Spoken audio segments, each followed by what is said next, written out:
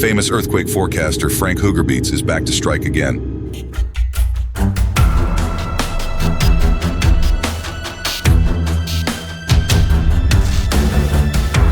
But no, this time don't be afraid of the Earth and its movement, but beware of the sun. A strange warning of an awaiting catastrophe from which no region in the world has been spared, nor the stars and planets and their alignment are not the cause, nor even the movement of tectonic plates. Darkness in broad daylight, our sun would be covered in man-made chemicals for a truly terrifying sight. According to Frank, what we have seen in science fiction films, perhaps the time has come for us to see in reality that the issue is serious and big, greater than you imagine. Indeed, there is a scientific branch that exists in its own right to achieve this goal. What is the story? What did the controversial Dutch scientists speak about? Why all this fear? Take a deep breath. Let us see what the new calamity awaits us is, the phenomenon of solar dimming. Good times, and welcome to this video. On April 19th, the world was surprised by a tweet on the X platform. To the controversial Dutch scientist Frank Hoogerbeets, who was famous for his predictions about earthquakes and their locations. According to the famous planetary alignment theory, the Earth and its earthquakes were not the focus of his talk this time, but rather a completely different topic. The man headed to the Earth's atmosphere and to its sun specifically. The warning emerged from a topic that, if we heard about it, some would think at first glance that it was the imagination of the authors of science fiction books and films. But the reality is completely different, specifically with the topic of solar dimming. The topic that you will learn more about in the course of the episode, this topic and the warning about it make one think that it is new to the times. But the matter goes back years and eras and falls under the umbrella of one of the newest specialized scientific branches. Branch itself. Since its inception, it has sparked a lot of controversy with both supporters and opponents. This branch and its scientists began their research and study, and the goal is to cool the Earth, but the method is solar geoengineering, or also known as climate engineering. This scientific idea or scientific branch has attracted the interest of many scientists, researchers, and scholars alike. However, the matter was not limited to this point, as the world's richest people and billionaires, rich people, Bill Gates, George Soros, and Dustin Moskovitz, interfered with this thing. And many others have shown great interest in this scientific branch, and the necessary funding is now ready. Billions of dollars are spent on research and studies. The confirmation came from the Dutch scientist when he explicitly mentioned Bill Gates in his controversial warning. But if we want to understand what Frank Hoogerbeets meant, we must let us first look at the concept of this science. Solar geoengineering is a group of studies, research, and theories that all focus on one direction: cooling the Earth and reducing its temperature by at least half a degree in order to avoid the Earth's temperature rising by more than 1.5 degrees Celsius. According to scientists, the Earth's temperature rising above this number will lead to natural disasters. Its consequences are not ominous, but more than that, there may be radical transformations in the entire life support system on Earth in order to ward off these dangers, and after the failure of many methods to reduce the rates of global warming. It was necessary to find an alternative, and the alternative lies in reflecting the sunlight and its heat back into space. That is, a large amount of solar energy on Earth to cool its temperature for a period of time. An idea that may seem at first glance impossible, but it is actually on the table, and studies and experiments are competing with one another. The leader of the camp of these studies is none other than the scientific team at Harvard University. This hypothesis, theory, scientific branch, or whatever it is called, has its roots, according to a CNN report, dating back to the year 1960, until interest in it has come to the fore in recent years, following the increase in the devastating effects of global warming, including floods, fires, drought, and many others. The results of studies and research led to 3 techniques that can be adopted in the application of solar geoengineering. The first technology is called marine cloud bleaching. This technology aims to make the low clouds over the oceans more reflective of sunlight by sprinkling them with sea salt using balloons, airplanes, or any other means capable of reaching these clouds, which will, of course, increase its whiteness and make it more capable of reflecting sunlight. The second technology, and its scientific name, cirrus cloud thinning. These clouds form in the high layers of the atmosphere and are bright white icy clouds, far from the surface of the Earth and its pollutants.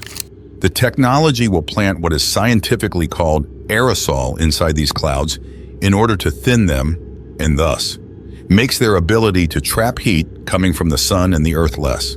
Let us pause here for a moment to understand more what aerosol is, as this term will play the largest role in the third technology, which, by the way, is the focus of the episode's controversy. Aerosols are very small particles that are almost invisible to the naked eye, spread in the atmosphere. Despite their small size, they have a significant impact on climate, weather, health, and the environment in general. The sizes of these molecules vary, and with their different sizes, their ability to affect the environment on the surface of the Earth varies, according to their interaction with solar and thermal radiation, and their ability to block these radiations from reaching the surface, the Earth. Some examples of these particles are sea spray, mineral dust, smoke, volcanic ash, sulfur aerosols, caused by industrial emissions, and many others, then from the above. Scientists were able to identify a very important factor that, according to their studies, may contribute to the cooling of the Earth. But how? Here we come to the third technique, which is scientifically known as sun dimming. Now stay focused. This technology, also known as stratospheric aerosol injection, involves injecting the stratospheric layer about 12 miles away from the Earth's surface with aerosol particles, specifically sulfuric ones, and those composed of calcium carbonate dust. The method adopted for applying this technology is supposed to be through the use of air balloons or specialized aircraft that have the ability to fly to this height when it reaches the desired level. It begins by spraying its load of manufactured aerosols, and the goal is to reduce the sun's rays and heat and reflect a large portion of it into space. In other words, sun dimming. Simply put, they create daylight sunsets. The idea was not the result of coincidence. Rather, an important event in 1991, specifically on June 15th, inspired scientists and researchers. On this day, the world witnessed the second largest volcanic eruption in the 20th century, after the eruption of Nova Rupta volcano in Alaska in 1912. The eruption of Mount Pinatubo volcano in the Philippines occurred, an eruption whose volcanic lava caused widespread destruction of infrastructure and a major change in river systems, and indeed in the ecosystem as a whole. Of course, the eruption of this volcano was accompanied by the release of millions of tons of volcanic ash saturated with sulfur dioxide, which it led to a significant interaction with aerosols already present in the stratospheric layer, resulting in a layer of sulfuric acid fog. Of course, this led to a partial dimming of the sun and a decrease in the intensity of its rays. So far, this is normal for an eruption of such strength. However, what astonished the scientists at the time was that the Earth's temperature generally dropped by ½ degree Celsius, which is a very large rate in climatology. Indeed, it is the degree that scientists have been seeking for decades to reduce in various ways. After the temperature decreased spontaneously in the months following the volcanic eruption, scientists confirmed that the interaction of aerosol particles with volcanic ash and its components led to more sunlight being reflected back into space. And this is where the crazy idea shined. It is artificially dimming the sun, meaning that it is simply simulating the effects of a huge volcanic eruption. But it is not that easy. The issue requires injections and dissemination operations for many decades, over large areas, and of course, massive funding. Funding could reach, according to a study published by Harvard University in 2018, $2.25 billion a year.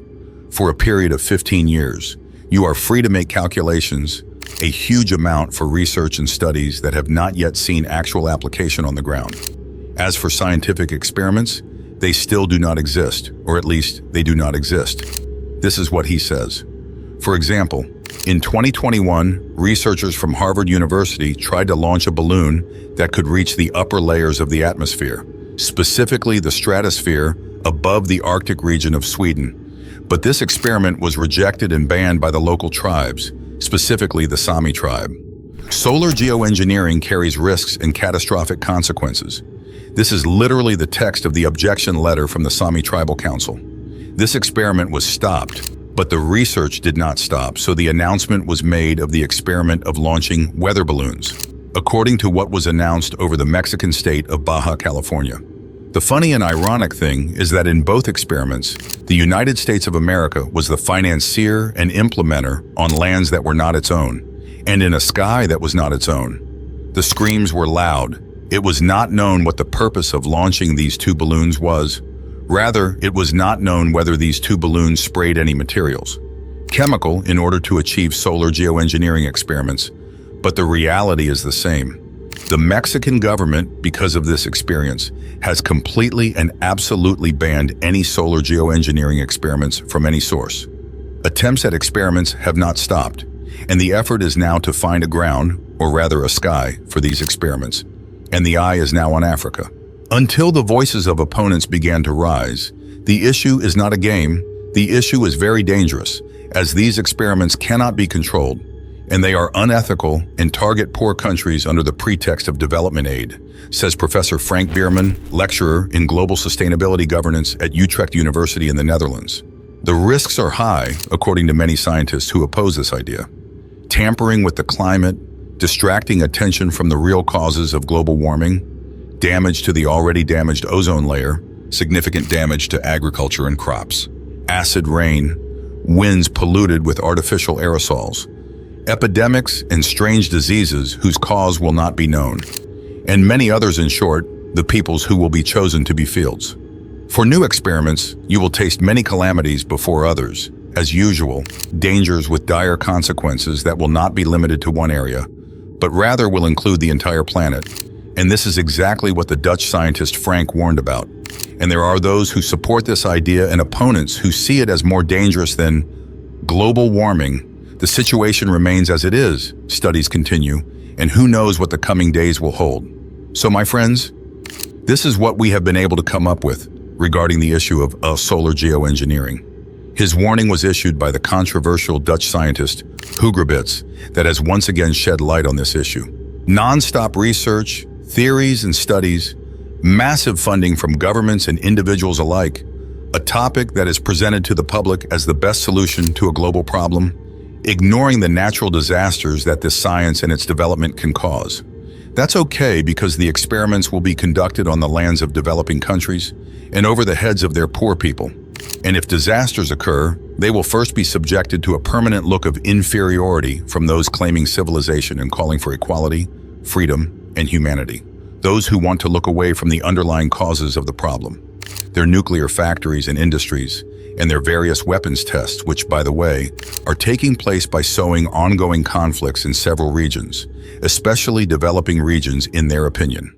Open your eyes carefully, my friends, and you will see very clearly their hidden experiments, about which only their effects are known, their advanced technologies that originally caused the scourge of global warming. Those people have forgotten, or deliberately forgotten, that this universe has a creator who manages its affairs, and he is the only one capable of changing its system. The eruption of the Philippine volcano came at a time when the world had been unable for years to solve the problem of global warming. So the solution was in the hands of God Almighty. A volcanic eruption lowered the Earth's temperature and brought relief to its inhabitants for a period of time. The wheels of time turn, but history repeats itself. And who knows, perhaps divine intervention this time will be a solution, or perhaps revenge for the innocent lives that were lost before the eyes of all human beings, and whose blood was shed proved that humanity on this earth has ended. The answer lies within the coming days, months, and perhaps years. As for us, as usual, we will keep you constantly informed about what is going on around us in this world of interesting, exciting, and controversial events and topics, of course. And until we meet in a new chat, stay safe, my friends, and peace. Thanks for watching.